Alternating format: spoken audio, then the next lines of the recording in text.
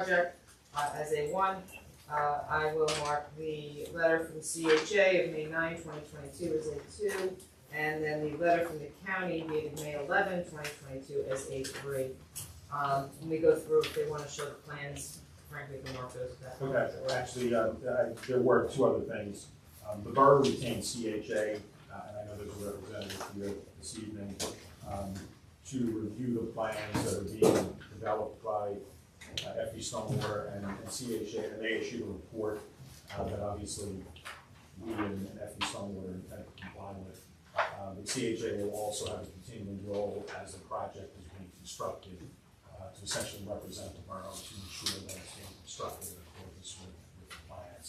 Obviously, the construction official will play his typical role. And as Karen mentioned, we did receive a letter today from the county. We did submit an application to the county. We made determine the county planning board approval is not required. County planning law does not have something similar to a section 35. So, Alright, so who else is? Rich. Alright, you swear the testimony you're about to give us force the truth, the whole truth, and nothing but the truth. I do. Alright, great. I'll name you guys when you come up. Colin Driver, how you spell that? Something like that. I could give you alternative spelling, but then you'd throw me out. Go ahead. I'm going to quote the mayor, first of all. And I this haven't previewed that, so. No, but it's all right. I won't throw you under the bus. This is the first major borough construction project since the construction of Vanderbilt High school. High School. So 1970, yep. it is a significant event. It'll also be the first factory, purpose-built facility for the police department in this town ever. Because the police department has always been in something else. They're in this building now, which is a beer distributor. So this will be a great step forward for the cops. We're consolidating fire department, the four houses. Police department, we're not consolidating. There'll be space for the Office of Emergency Management, which should make Jason happy. I guess he'll have somewhere other than that little room to store his stuff. And there'll be provision for emergency management services, the squad in one of the bays. So we've got everything handled. The squad will not have an office or anything there. So just the history, real briefly for those that don't know it. The fire department will tell you this is a project that's been 20 years coming. And the reason for that is in 2002, the borough first started studying a replacement facility for the fire department and the police. And in 2004, there was a report presented to the council then that said that it could be Vets Memorial Drive, which is the current location of Cobalt, believe it or not. Location on William Street, which is essentially where Stiers and I think it's called 1A now is. And West High Street, which was the extension of the existing West Coast Company. The cost of the fire alone in 2004 dollars was $7.5 million. So, now these facilities are not low price if they're built correctly. The total cost for fire and police in 2002 was $12.5 million. In 2016, a committee was formed by this council to investigate the feasibility of constructing a combined emergency services facility.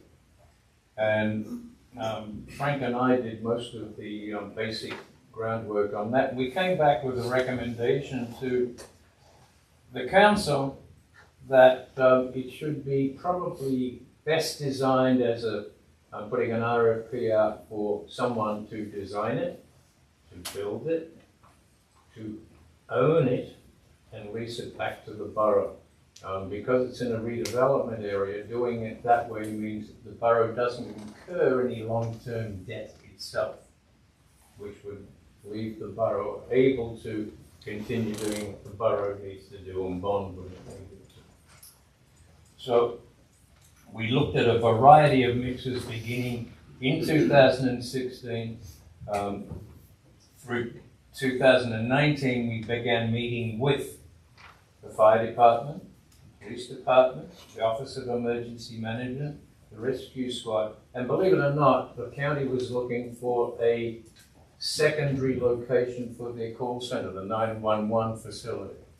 And we worked closely with them for quite a long time. And ultimately, we ended up with a building which looked superficially something like what you've got in front of you, but it was 3 stories. It was going to cost $50 million, and it had a deck. So there was a lot of discussion at council at that particular time, and amongst the design group. And ultimately, in discussions with the county, they decided they didn't want to proceed. That saved us $18 million, right there. Further discussions and layout, working with what we call the users, which were cops and fire department essentially. There was a parking structure that was originally proposed that was taken out as well, saved another $800,000. So we're down to around a $31 million project. It's roughly 45,500 gross square feet. There's 5 apparatus bays. The police department is, in round numbers, 20,000 square feet. Fire department, in round numbers, is 18,000 square feet. And the balance is taken up with the Office of Emergency Management, provision for the squad, common spaces, hallways, and open areas. So that's the nickel tour of the facility, and I think we should look at the site now, and Rick can do that. He's got some boards that we can show you, and we can talk our way through that.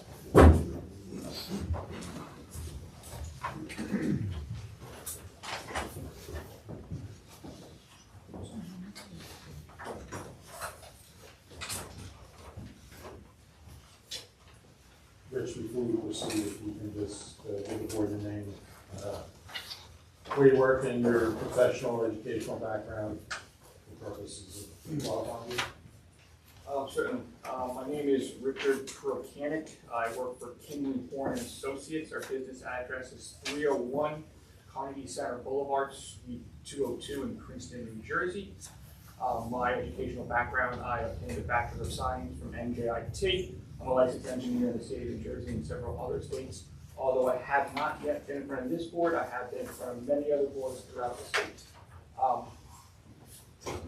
I offer him as an expert in civil engineering. We'll accept it. Thank you. Mr. Mechanic, you're working with or for FD Stormwater? Yes. With respect to this project? And you've been involved, obviously, in the preparation of the site plans and related permitting for the proposed project? That's correct. If you could go ahead and describe, I guess, touch upon the existing conditions, but I think everybody's familiar with, a little more important to talk about the proposed project and the site. Do you want to mark that? Sure. Okay, is that the landscape plan or is that the Colorized. facilities plan? So it's the colorized landscaping plan that was previously provided to the board. However, I do believe there's a new title block border around it, but the contents are the same. Okay, so I've got landscaping plan prepared by Smith Group, dated April 1, 22, last revised May 3rd, 2021. That's not right, that's already May 3rd, 2022. Yes, correct. And it's the colorized version. Yes. Alright, so why don't we mark that as A4?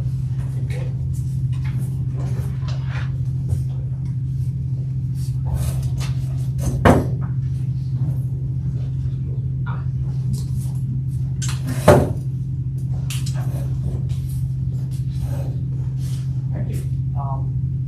So before I get into the new facility use, we can, I'll touch on the existing conditions. It's 85 North Gaston Avenue. We're all very familiar with the site. It was previously developed with a bank, with a remote drive-up and a small retail component that has been demolished, and right now the land sits vacant. It is located on the corner of Cliff Street, at the bottom of the sheet, which is south, and then Gaston, also known as Route 28, which is a DOT roadway. Under existing conditions, there are 3 driveways on Gaston Avenue and one driveway on East Cliff, all of which will be closed and then further improved to further accommodate the emergency services facility. The building itself is 45,575 square feet, and it's intended to house 46 employees total. It's 13 fire, 16 police, and then 17 associated with emergency services. The parking, as just mentioned, we do have 2 driveways. Municipal Road, Cliff Street. It's a 24-foot wide driveway at the rear of the building. On Gaston Avenue, it's very north end of the property. A 24-foot wide driveway, 25 feet, two-way operational traffic coming to the site. We would expect all the emergency services vehicles to come in off of Cliff Street to access the bays inside of the building. We're providing 83 parking spaces. They're 9 feet by 18 with 24-foot drive aisles. The perimeter parking on the outside will have a canopy over top of it. EV, electric vehicle charging, will be provided in accordance with the state statutes. Around the perimeter of the, moving into the next page, I apologize. Along the frontage of Baston and Cook Streets, it was designed to accent the building. It's a streetscape design, so we have some taller trees with good sight lines to the building. The landscaping was picked to complement the architectural features. Around the exterior of the parking lot, on the other hand, took a slightly different approach. Wanted something robust for screening. So we do have some trees around the outside to provide some colors, some canopy shape. The majority of the infill is going to be tall, narrow shrubs that will fill out and grow to help screen the residential neighborhoods surrounding the property.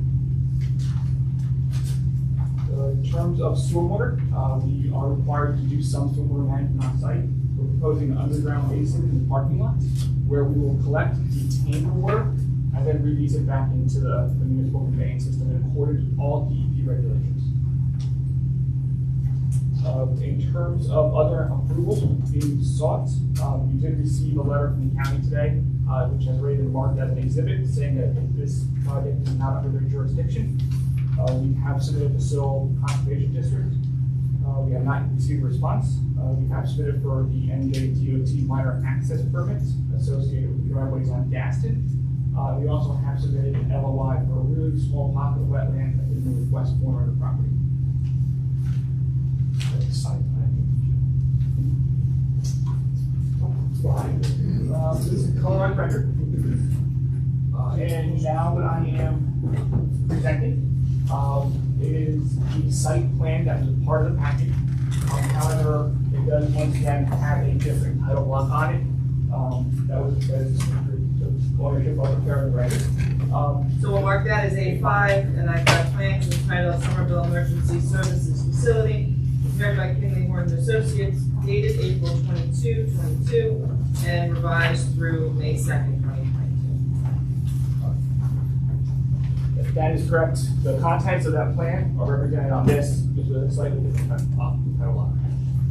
So there's not a whole lot different from what I just showed you, except that it's more of a typical site plan, black and white. There are some additional details that could be observed on here, or perhaps it's a little bit more clear. You see in the center of the building, the darker gray, there's 5 bays. That's to house the proposed apparatuses, or to house the apparatuses utilized by the emergency services, fire, and police. And those are drive-through, so you had pointed out, you would just quickly go through the circulation. All the emergency vehicles will enter the site from East Cliff Street. They'll be able to park in the apparatus bays. And then when an emergency occurs, they'll be able to pull directly onto North Gaston. I'll make the left to go north, right to go south. We have had a pre-app with the DOT. They are, to the best of my knowledge, supporting of the application, and the actual document is being reviewed for their approval. Primary entrance is going to be, it's a little hard to see, but there's a crosswalk that's connecting on the left side of the sheet, or the west side, and also a door on the east. Any member of the public coming in would need to enter the vestibule, and then would need security approval to then advance into the building. Let me just jump in quickly.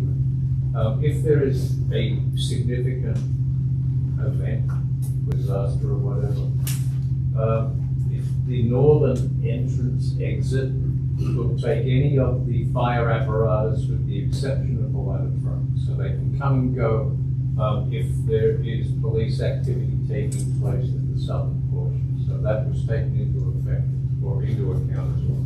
Sorry, I just saw that. No, thank you for your clarification. Can you just point out where there's a generator that's going to be included with trash? There's three, what we'll call ancillary pieces that were required by the utility. They are at the north end of the property, closest to the northwest corner of the building. So the fence. They will be screened, correct? Does the generator go off every day and test itself like some generators do? JDF, Michael Jeffers, JDF FERS. Great, thank you. And we're still in the selection and design phase. for that Okay, piece of I just, equipment. if it's gonna have to go off like sometime in the middle of the day, it's probably preferable. You have anything else you want to touch on? I think I covered all my high points. I'm more than happy to answer any questions from the board or anyone from the public. Yes, I have one question. Is there a designated area for patrol vehicles or the officers' personal vehicle? It has not been specifically identified. Well, down there is patrol. The police cars are Yeah, parked there? but that's the patrol vehicles, they're the active patrol vehicles. Okay. Employee parking, per se, for the cops will be back here along the sides. because Okay. They Is that don't like, parking lot fenced? Yes. yeah, It's gonna be fenced, Yeah. it's not gonna be trees or bushes? there's a fence around the whole property. So can you describe a little bit more the canopy that's going around the It's perimeter? What going to be used for? it's still to be specified, we're investigating getting a solar panel. So it's And not to protect the cars underneath as much as utilize it It's, for it's to solar? do both. It's so that the police there'll be, police will have them parked around the perimeter so that visitors and other responders can park in the center. The notion is right now, and Kevin and I are exploring it, is getting grants to put a solar panel. I mean, it would be great to, Those landscaping does to some extent for a passenger. It is a secure location, they'll pull in, gates closed, secure location on camera, and then they can escort the individual. oh, okay, gotcha, okay, Secured area for gotcha. bringing it out, you know, so. And I know Mike's going to, I just can't stop myself, so I'm going to talk anyway. Mike's going to talk about the security measures in the interview area, which includes the selling point, and we're working with the state. Okay. Mike, come on. Sure. Can I borrow your pointer and have that, please?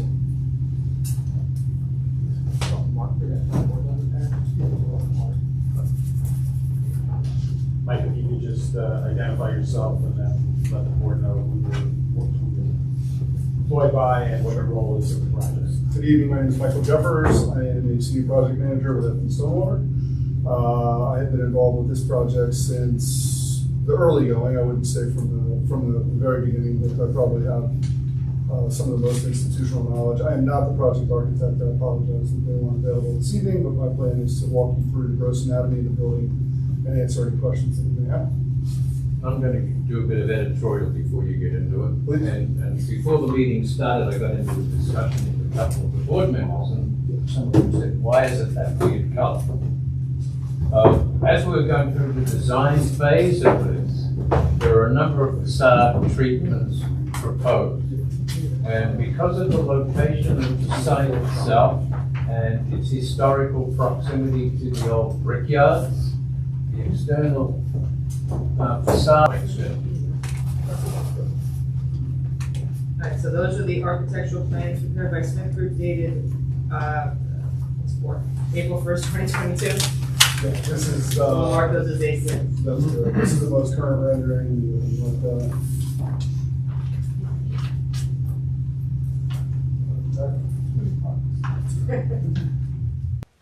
We've essentially got a two-story building. We do have a mezzanine level in the middle. The reason for the mezzanine was that we wanted to put inside the building some training area for the fire and EMS folks. So there'll be a mid-level there, which was great too, because we're able to take advantage of that space on the police side as well, to put some record storage and some things that they definitely needed. Also gives us some storage up out of the bays for durable medical goods and things like that that the EMS and OEM folks want. He's essentially got two sides of the building. If I look here, we're on the police side of the trying to do is he's trying to have one cohesive unit that sort of lends itself to the division of the two forces. Over here, you'll see a little bit more opacity. You'll see, a little bit of sort of passive force protection. You don't have a lot of window on this level in here. It's sort of by design to keep, to keep that level of privacy and force protection for the police folks. Up here, you can see where that changes as we get above grade. We come in. We've got a lot of glass elements. Colin already mentioned sort of the terracotta look and feel. So that's kind of unique to this side of the building. As we move over towards the fire, the landscaping, the mayor's been a big proponent of moving some of the monuments and things that we have in this location over there. We'll eventually see some places for those, as well as maybe some benches and places to kind of sit quietly and reflect. Over here, we've got our fire apparatus bay doors. This building, contrary to this side, is very transparent. So over here, we've got quick acting bifold doors. These are not roll away typical garage doors. These will snap open, much like a bifold closet door, but these will work, unlike those. And then we take advantage again of the mezzanine level to have a lot of tall glass and a lot of natural light coming in through the front of the building. So it's sort of an urban feel. It pays a little bit of homage to the red brick firehouse. It gives us some of that opacity and force control. We've got enough space that we're able to landscape. One of the things we wanted to make sure is that as we landscape, that we eliminate as much maintenance as possible, just for operating costs and for ease of maintenance. And that's really the skinny on the exterior of the building. Can you just tell us how tall it is, because I can't read the numbers on it. Right now, Rich, where are we with grades where they are? We're at about 50 feet. So we're right about there. I want to say 48 was the last number I actually saw. Excuse me. We call it 50 feet is where it should end up. Rooftop units will be up and set back. There is a screening wall up there as well that complements some solar shading on this side of the building. And just for everyone's head, I'll let you know that we're a little bit more than halfway through the design. So when when we start talking about some of the detailed things, generators and what have you, we're having those conversations, but we don't have them completely dialed in yet. So that's essentially where we are. Any questions on the exterior I can help with? Yes, sir. Are they gonna have any kind of radio towers? At this point, there's no columns to be put on the roof. As Colin mentioned before, when we had the county involved, if that becomes something that's required down the road, we'll entertain it. But at the moment, we're not ready. Moving on to the gross anatomy, we'll start from the bottom and work up. First floor plate, same set of drawings. A little more color. Yeah, we can do it separately. Alright, so it's A7, just give me a date and description. This would be the same date, and this is the first floor colorized diagram produced by Smith. Thank you. I'll mark it A7. Yep. Okay. So in terms of gross anatomy, here we start to see really the delineation in the building of who's where. And we get into the functionality. And this I will compliment everybody involved, specifically the end users. This is the result of multiple work sessions, multiple Zoom calls, multiple in-person workshops here to really figure out what 5% done with the design. The gross anatomy, I was actually here last week to meet with both the fire folks and the police to talk through this and make sure that everyone's happy. On the police side of the world, particularly on the first floor, there is some involvement required by the DOC. We also had an in-person meeting with DOC, I think 3 weeks ago now. So they've had appropriate input as well on this design. So we're optimistic. Just for reference, when Mike says we had a few meetings, starting in June, probably August of 2019, through November of 2021, we were meeting about once every 2 months if we couldn't meet physically in this room, which we tried to do. I think in 2021, late 2021, we went to Zoom meetings. just because of COVID, but as soon as we could, we got back face to face, and cops and the fire department, OEM, emergency, everyone participated, and there's been a tremendous amount. The specification book, which is not final yet, is 1,249 pages, and you're quite welcome to read it. I'll have it delivered to you. It's a complex project, and there are a lot of specifications. So, but getting to the gross anatomy, and for me, this is the fun part. So we're broken up, and you can see we've got the blue side, which is really the police side of the house, and we've got the red side, which is the fire side of the house. I will start, for reference, this is Gaston Avenue and East. So essentially on the first floor, that is really vehicle centric. So we've got all the fire apparatus. We have our Sally Port here with our 2 cars. Starting on the fire side, these are scale drawings of the actual assets that the borough owns. So this has all been designed specifically to accommodate these vehicles. We've also accommodated height-wise the ability to flip the cabs on these things while they're in the actual bays.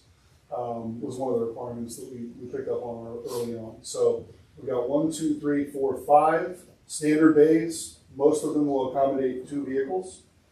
Ladder truck is shown here, and then we have a special bay which is adjacent to the main lobby for the borough's historic fire truck. So it's got its own sort of showpiece place right by the lobby. This has been, with all of the fire personnel input over here. This is essentially where all of your turnout gear is going to be stored. This is where everybody will come through. They'll sit down, they'll get ready. Up here, we've got a watch and comms room here, so that whoever's in charge of making sure everybody gets out is getting out on a coordinated basis. We've got an OEM supply closet here, so we've got first level storage specifically for the OEM folks.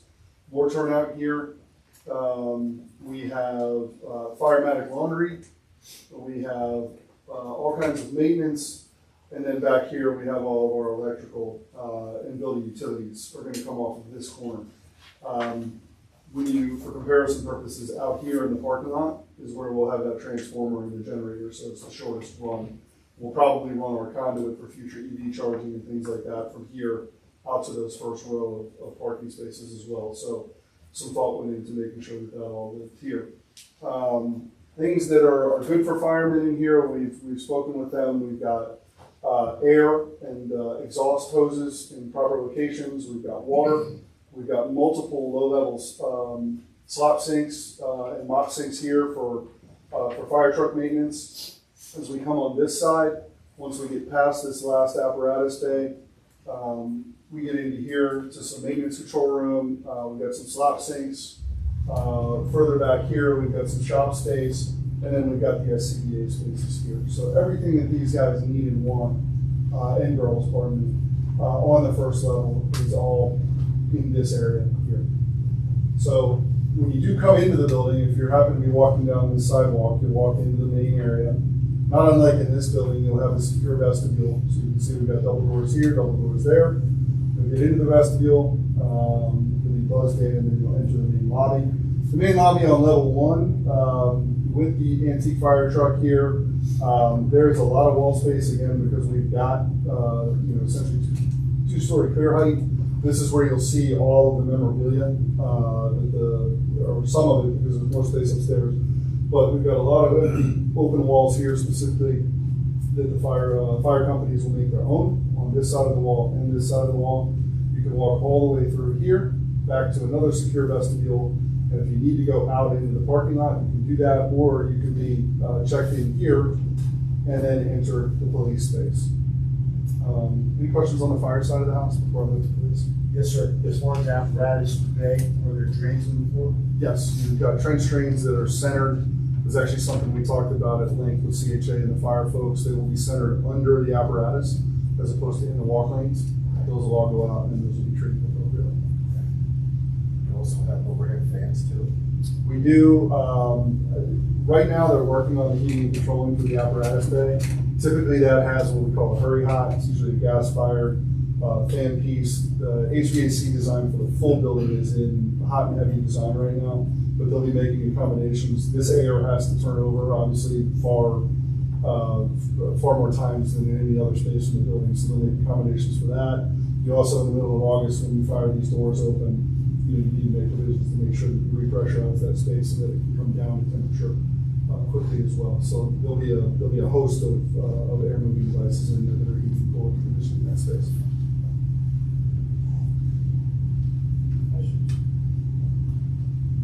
All right. I actually have another question about the utilities.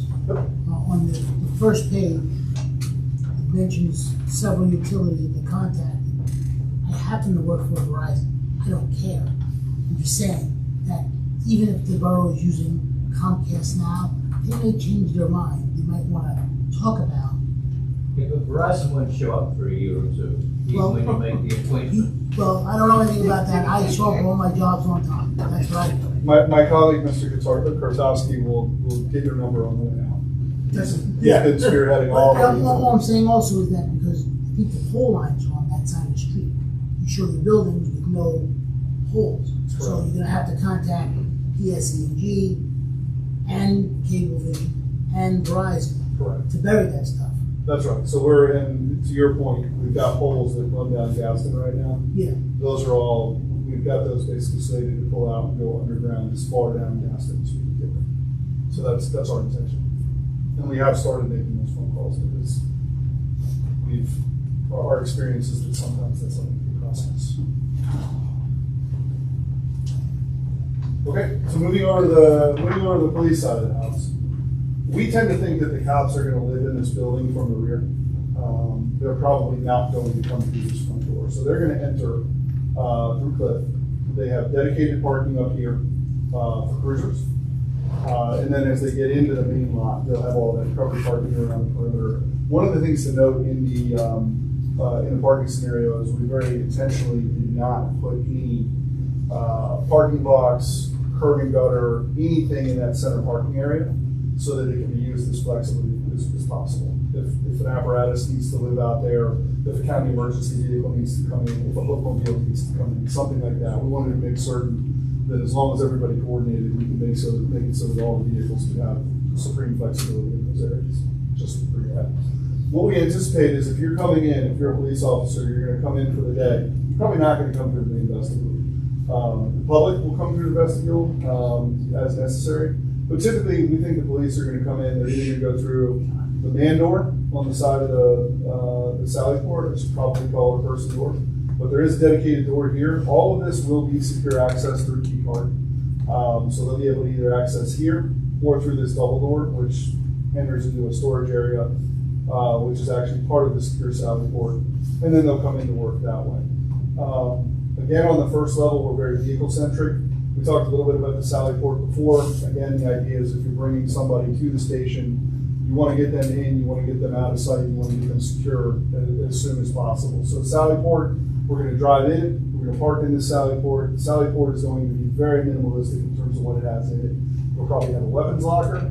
It has the storage area over here where we would envision some rack storage. It will be separated with a no-climb fence. Traffic cones, signage, things like that that are out of the way. Suspect comes out. This area does have water. It does have a trench drain in the center of it, so that if they needed to do a little bit of vehicle maintenance or washing, they could, or if something went on in there that they needed to wash it down, they could do that as well. We've got a little bit of work area up here where we'll have everything secured to the wall.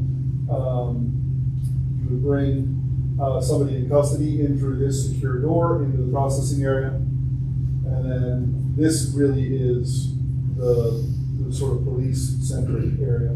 So you come into processing.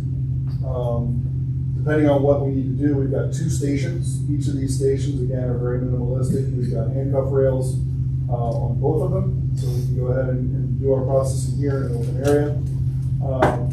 Up top, we have our holding rooms. We've got 1, 2 holding rooms here, 3, 4 holding rooms here. We have an interview room here and an interview room here. And then here in this doorless open area, we have our intox processing area. All of this area, all of these doors will be completely secure. We did meet with the Department of Corrections and Juvenile Services folks to make certain that this layout is fully compliant with their requirements. We've submitted that to them for review. We expect that review back within a couple of weeks. They also have some specifications for what they'll need to see, very specifically for handcuff rails, benches, any fixtures, things like that in the cells, specifications for doors, light diffusers. There are all kinds of different specifications there. So I'm really happy that we're ahead of the curve on that, so that we're not at 90% design and then coming back to do that. So we're out ahead of the game there. If you're not dealing with the public or doing police work here, you may come in through our administrative and record section. If you're just coming into the office, you'll come down through here. You see we've got all of our common areas are in gray. These are housekeeping closets, men's, women's rooms.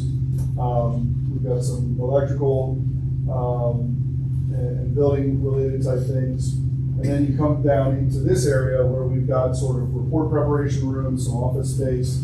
You'll see these all laid out based on how our architect thinks that these areas will live the best. We've got a lieutenant's office. We've got some storage here, shift command, roll call room. Down here, and you can see this is in red. This is a hard room for weapons cleaning and maintenance in the armory. We've got public interview spaces here for folks that aren't necessarily in custody, and that takes care of the first floor operations for the police force. Common areas here, lobby. If you come in, you make it through. You can walk into if you're buzzed through or you have an access card, you can come into the fire space. If you come back through here, in your buzzed in, you can come into the police space through here if you're public facing and you're authorized. Any questions on the police side? I have one. Yes, ma'am. So the layout of the bathroom facility. Yes. You have a men's room. Yep. You have a unisex room. Yes, we have. So how come there's no women's room in the police operating area? These are both accessible. Where do you go for these? So there's men's here. And that's for the public, but then when you go to the blue ones, you have a men's room, With the men's and then room you here. have a unisex one. Yes. So you don't have, for any of the female cops, you either have to, why aren't they just all unisex? I don't have a good answer for that. I'll have to talk to Will Smith Group and find out why they designed that. Because I assume we have female officers, and We do. I think they should not have to be the unisex bathroom. I will get you You can check it. I'm certain there's a method to the madness. I don't know off the top of my head, so I don't. I mean, I think making them all unisex would be the easiest solution. Okay. We will follow up with that. I will give you a proper answer. Are there elevators in this side of the building? There are. So your elevators are going to be in this shaft here. So you'll come in, you'll enter, and then you can come up, and on each level you'll be able to basically walk across. And then over here, I didn't point out we got egress, proper egress for everybody. This is all the code required egress, path of travel, and all that are taken into account as well. Okay.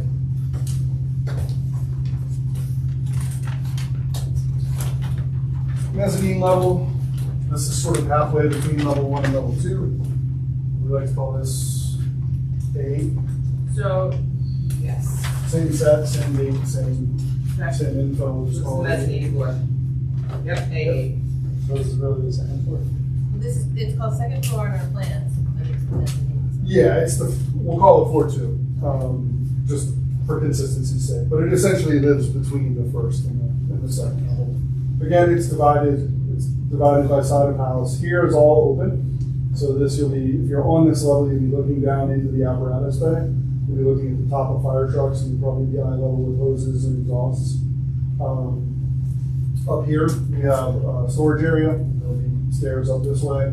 This is really for anybody who needs it. If EMS needs to store some things here, OEM or anybody, it's all accessible and it's up and out of the way, but in conditioned space. So it was a good utilization of some open space. Up here, we have a training mezzanine with a trap door. So this is designed really for training for fire and EMS, for ladder work. They can use it for hose hanging, hose drying, things like that. Anything that they might need to go from level to level, they can simulate here. And then the trapdoor was something that they had asked for I think some evacuation training and things like that. We've got storage here. We've got some storage that's specifically set up for OEM is how we labeled it, but again, it's a blank canvas. And then some firematic storage here as well. You'll access this from these sets of stairs. This is a railing across, so we don't have to worry about losing anybody over the edge. And it's the same situation on this side also. Here's our elevator, so you can also take the elevator to this level and come across one or the other. On the police side of the world, we took advantage of this space to give them some evidence processing, which is sort of up and out of the way, as well as a much larger evidence storage area than we currently have. And then over here, we've got some common space for building utilities, boiler, et cetera. That's the mezzanine level. Questions?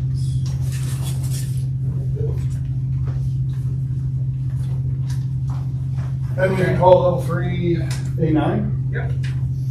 Same A9? Yep. So on the third level is really where the administrative function all will happen. On the fire side, and we come up through this corner here. We've got some space for the fire marshal. We've got fire company line officers, executive officers. We have the OEM director, fire department admin, some more line officers. Across the way here, we've got some additional, we have the fire chief office, which is a peninsula with a seating area. We've got shared restroom up here. We've got the OEM director's office, and up here the color coding. This is where we get to the sort of OEM part out. Specifically, OEM was designed to be the most wide open, flexible space that we can make it. It's also one of the spaces in the building that we will absolutely positively hook up to be full power by the generator. So this is meant to be flexible. Probably wheeled tables, chairs. I would imagine whiteboards. You'll have displays in there, things like that. So that depending on what they're dealing with, they can make that room into what it needs to be. And in situations where they need some more space, they've obviously got the ability to use some of the fire spaces as well. Put that into perspective, you're sitting in their current operations center. I was told that that's it right there. It is. But again, it's purpose-built space specifically for them. As we work our way back here, we've got our pantry space. We've got a little bit more building core space for electrical. This is our kitchen and dining area here. We'll have a full-service kitchen in here. On the other side of that, we've got the day room. So really, these two rooms kind of complement each other. It'll be cooking if you want to sit down formally here, you can do that. If you've got a bunch of folks, staying over because they're expecting a storm or whatever, this is kind of a good place to congregate. We've got this portion of the facility back here. It really contemplates folks being here overnight or for extended periods of time. It has a combination of rooms, bunk rooms, as well as some shower facilities, housekeeping, laundry, etc. So again, that's all the administrative function for fire on this side of the building here. Any questions on that? I just have a question for our fire people. Do we have bunk rooms in the firehouses now? No, they sleep on cots. Okay. Do we, so when they're on shift, are there people who are sleeping in, because I know we're volunteer fire department, so I just. There's firemen on duty. That sleep over. Yeah. Yeah, and they unfortunately they do, they sleep on cots. No. And so whether we may not finish all of these in one go, they'll all be trained out, they'll be sheeted up, but things. No, I'm all for having Yeah. a bunk room for the And, guys up to stay there. I just didn't know what the. Makes a lot of sense. Yeah. And then if you've also got an event like Sandy or Ida or whatever, where Yeah, you then go you're all sleeping there, yeah. everyone can crash in a bunk and get a bit of rest, particularly if they're staying for a day or so. Sorry, Mike. No worries. So then we come through the common areas here.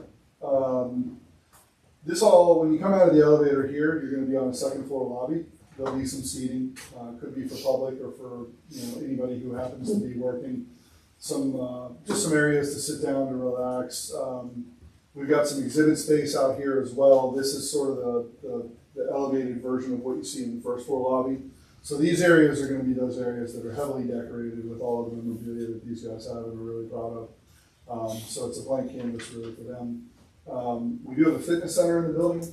It's conveniently located so that it can be accessed from either side. So that'll live here. Off of this Can I common jump area. in again just for a minute, if you will, Payne? Go ahead. On the fire side particularly, and on the police side as well. None of us can predict what's going to happen in 10 years, 20 years, 30 years out. The building's designed for 50 to 80 years. Therefore, a lot of the design thinking is saying, well, we don't really know, but we think this is what's going to happen. But it's also designed in such a way that if what we think is going to happen doesn't, it can be changed because it's just moving a wall. Sorry. That's a great point. So off of the fitness center, we do have some outdoor space. This is a covered balcony. Really just the idea is that you can get outside, get some fresh air without being down, on the ground level, after a workout, or if you just want to take a walk and go get some fresh air, is really what that space is for. That of course overlooks the balcony here. That should be a nice space. On the police side of the world, as you come up this to this level, you come up through the stairs. You got some common shaft space here for ductwork, electric, some of the common core elements. Here's where the IT and server room will be, specifically for police. Some storage here, and then we start looking at offices. So the chief's going to occupy sort of this corner here, some desks, some meeting space. The locker room for the cops is here. This is essentially their turnout area, so everybody will have their own little space. We've got access to the restrooms here. We've got men's, we've got women's locker room here. These were sized and put together. This I know based on current head counts. So you have a few more men than you do women at this point. So both were sized to accommodate some growth, but that's the rationale for how this was laid out. As we move further down this corridor here, we've got a large conference room. Smith Group envisions this being sort of the credenza display side of the wall. TVs, displays as need be. Offices for captain, lieutenant, detectives. Out here, we've kind of got the open air space for detectives. What we were looking at at a certain point when furniture and things are selected, these will probably be partitions that go from ceiling to floor to provide these folks with the coverage and the privacy that they need to work out here. But to Colin's point, this space is really, really flexible. So if down the road it needs to be something else, it can be. Along this wall, we've got some storage, some displays, some things that these guys will want to have out there. This is also where printers and electronics will live. Over here, we've got a space cut out for traffic, parking, and dare. We've got a break room, and then coming off of here, we've got, again, a men's and unisex. We've got a women's bathroom here, and a men's room that's accessible from the lobby space as well. So that kind of covers the top side of that. Probably Grossman, have any questions on that? I noticed that the fire department has kitchen and dining, no kitchen facility inside. No, that's not something that they've requested. Just a break room. I'm told that they're typically not cooking and. I think the concept is also. I just don't want to jump to conclusions. I think it's also the concept is looking for that if there was ever a paid department where there's firemen staying for 24-hour periods. Yeah, you're right, but to coin the chief's words, I don't want them cooking, I want them on patrol. Is there access to the roof from one of those stairwells or from the elevator? How would they get There is, I believe, roof access. Where did you put it? I want to say that it's over on this side, but off the top of my head. That'd be one of the stairways? Yeah. Continue up to I don't have the roof plan with me. I the roof. Okay, apologize. that's all right. So anyway, Colin gave you the nickel tour. That's the dime tour. Mike, in terms of anticipated construction start and construction timeline. We are eager to get started. We anticipate And it's why Kinley's moving so hard right now to get all of our long lead items into DEP, DOT. We're really optimistic that we're gonna be able to start in the fall. And then we're looking at about a 19-month construction schedule from there. So we're moving as quickly as we can through the design process. We expect to have 95%. That stairway Goes up to the roof? goes to the roof. Okay, so I was on the wrong side of the building. I mean, we expect to have pretty much fully baked 95% structural detailed drawings come June. At that point, we'll have another review with all of the firemen, cops, and what have you, give the final thumbs up. We'll take that to a construction set. We've already reached out to the borough folks for review. We've reached out to CHA, so we'll streamline all of those processes so that as soon as they drop the green flag, we're ready to go. And Mike, for what it's worth, I meant to do this in the opening, but FD Stormwater and your project, you guys have built similar facilities and much larger facilities for state, federal. That's correct. Our company is built, I'd say millions of square feet for the federal government. We've done work for the FBI, CIA, ONG, the Coast Guard. We've done all kinds of sort of government teams because they have a specific specialty in projects such as these. Smith Group here, they give you more of their resume. But that's correct. Yes. You have nothing further. You want to look at the material? Yeah, I just have a question, like, when you were doing all these design meetings and stuff, was there any meeting with, like, the residents on Grove Street in that area? I'm glad you brought that up. No, because we had COVID, but on the 1st of June, we started to announce it. There'll be a public information meeting in the, what do they call it now? The county committee room. Is that the big one? That's the big room on the Otherwise, third floor. freeholders room? The commissioners. Formerly known as. The commissioner's room, yeah, but no, we wanted to do one last year, Deidre. Yeah. But with COVID, we just couldn't pull it off. We didn't think holding the project up because we couldn't outreach to the public was a good move. No, as long as I think so. So what you've seen tonight You'll be presenting. will be presented to the public on the 1st, which is a Wednesday. So, And just for informational purposes, this is obviously a rendering. It's not 100% drawn yet, but these are some of the materials that we're contemplating using. I put the rendering back up because what I'll show you here matches very well what's on the lower portion of the building. I'll just kind of pass these around. Here are some of our terracotta pieces. Could be either shade, but this is the basic premise of what that material may look like and may be. looks like Somerset County show. I'm not gonna pass this around. Is that the protective glass? This side is what it'll look like. We were contemplating a little bit more opacity or translucency, so the cracked glass, I don't think. Oh, are the windows gonna be operable in that building, or is it a sealed This will building? be sealed. It's sort of ballistic resistance, but it's not FedEx resistant. Those are some of the glazing and interior things that we would anticipate for some of the frosting and some of the glass elements. Some of our metal components, which you may see in some of the mullions and some of these, could be a more aluminum looking type piece. Again, all of these will be sort of finalized as we go through the design process. And then some of the darker, more steel elements, again, which could be up here, any of your delineations, things like that. So this is all food for thought.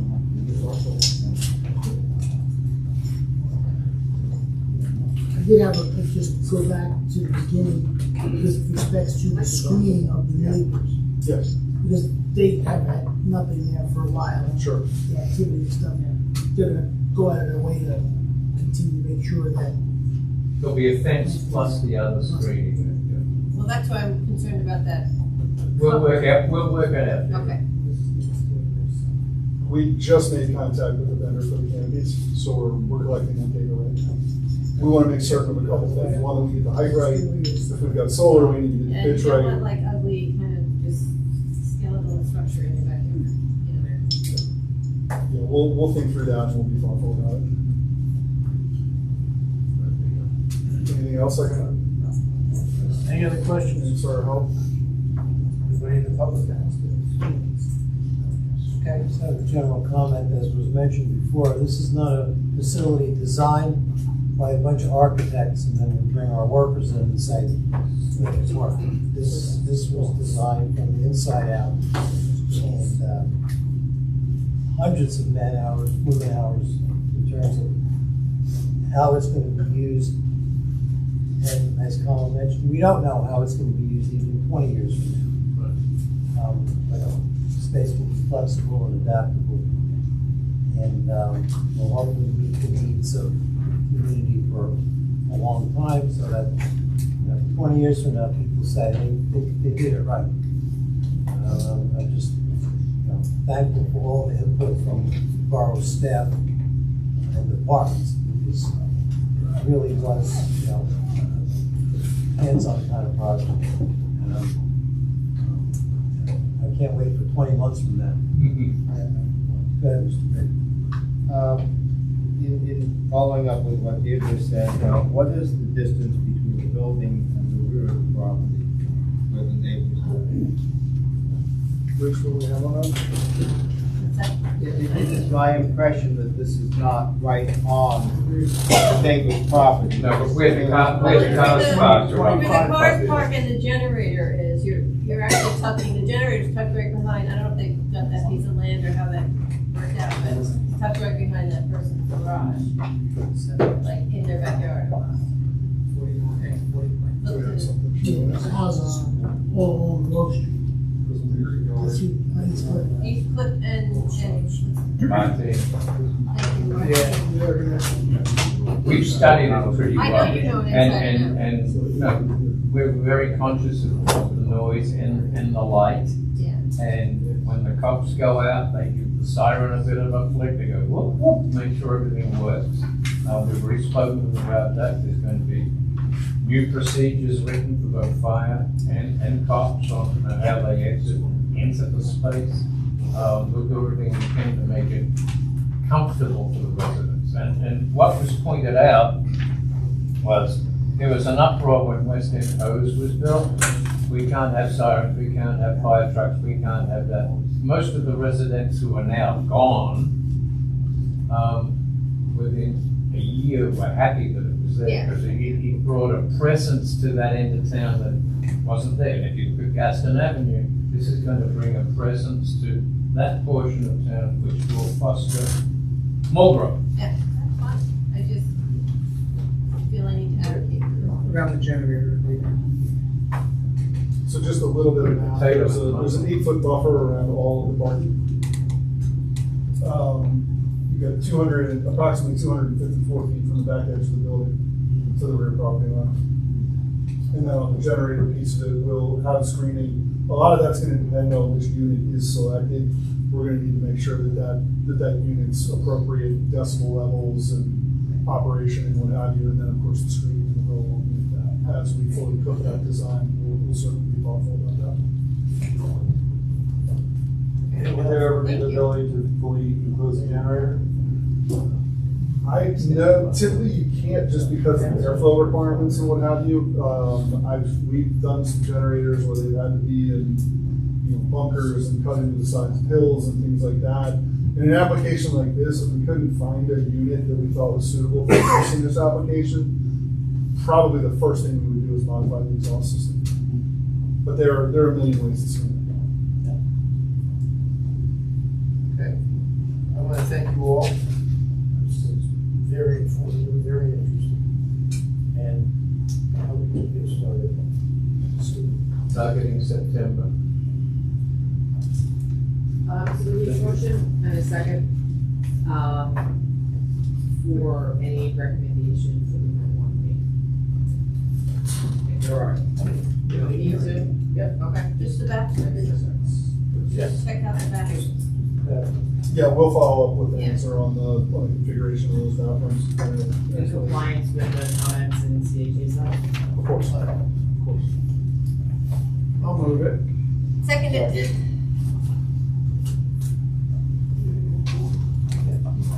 Brian Nevada. Yes. Steve Rosenzi. Dennis Sullivan. Yes. Randall Brady. Yes. Andrea Leon. Yes. Art Akins. Yes. Jason Fresca. Yes. Al Perez, Stacy Yes. Langley's. I appreciate it. Yes. Thanks, For guys. having me. Motion adjourned. I move we adjourn. Oh, I got one thing. Oh. One thing, Good man. one thing, get some direction from the board on. On Greg's project, 1998 West Bank, there's conditions resolution about getting traffic across the alleyway because there's no access to Main Street. Remember this, the addition of the grader? Yeah. We had conditions crossing the church sidewalk. Yes. Okay, well, it's found out that that addition lines up with the interior corridor. So people that do addition, you go through the building to Main Street. So I don't think there's, So we don't have that issue. we don't have the issue, so if you're comfortable, I'm looking for direction. I'm fine. What it says, it has to go to council for signage, striping. We had crossed the alleyway from the door. But it turns out if you lined up the apartment hallways, so you go through and get to the main door on Main Street, the taxi places, Right. you can access either property through that door. Right, so you don't need to go Right, around and so down, I see no need to go striping that crazy. have those conditions of resolution. Do we have to? You can have the amended resolution, taking out that condition, just see it? Right. Then we can go to. Right, and the board's comfortable with that, I'm fine with Yeah, it. I'm I fine told with it. Greg that I need to get sign off from the board on that. Yeah, 'cause there's two ways to do it, it's either inability to be able to complete something, a field change or something like that, and you can't, blast in this area, something along those lines. Or if the board finds that this condition was not a material one to Yeah. your approval of the application, once we can make that finding, everybody that voted on the application makes that finding, then we adopt the amended resolution, removing that condition.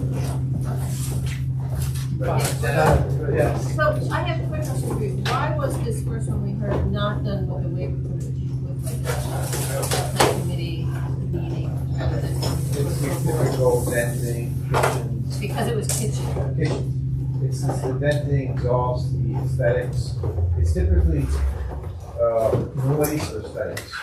When you put a new kitchen in or you modify the specs, those applications fall for the So it's the kitchen that's the trigger. It's the kitchen and what's associated with it, it's the venting. Yeah. The compressors. Okay. It's the noise, it's the grill, it's the smells too, but typically it's aesthetics and noise. But in fairness, I mean, that really isn't the jurisdiction of the board going for a kitchen. That's the construction board. What I had to come to the site plan was simply for an AC compressor.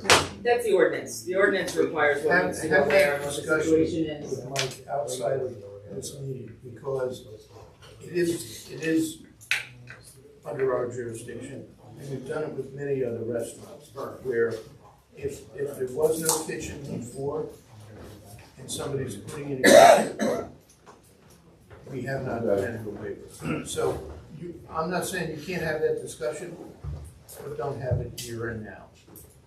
Have it with Mike, because he's doing what the board's policy was for a long time, since we created the waiver committee.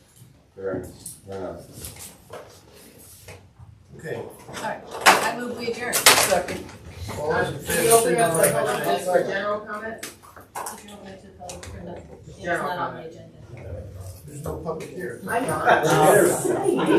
Problems here, right here. Hearing none, close the public. There we go. All those in favor? All those in favor? Thank you.